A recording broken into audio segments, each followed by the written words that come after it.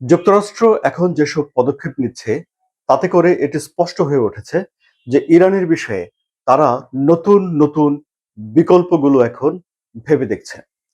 এমনকি যুক্তরাষ্ট্র ইরানে কিছু স্থল সেনা মোতায়েন করার চিন্তা ভাবনা করছে।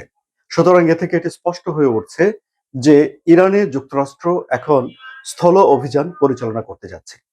কিন্তু এই স্থল অভিযান ইরানের কোনো একটা অংশকে নিয়ন্ত্রণ করার জন্যে, নাকি হরমুজ প্রণালীর নিয়ন্ত্রণ করার জন্যে, নাকি ইরানের তেল শোধনাগার এবং তেল পরিবহনের যে হাব রয়েছে সেগুলো নিয়ন্ত্রণ করার জন্যে, সে বিষয়ে স্পষ্ট কোনো তথ্য পাওয়া যায়নি।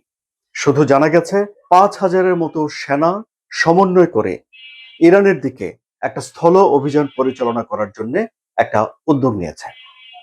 ওয়াল স্ট্রিট জার্নাল নামে একটা পত্রিকা প্রতিবেদনে এসব তথ্য দেওয়া হয়েছে এবং সেই প্রতিবেদনে বলা হয়েছে যে ৫,০০০ সেনা যে পাঠানো হচ্ছে তার মধ্যে ২,৫০০ হলো মেরিন সেনা।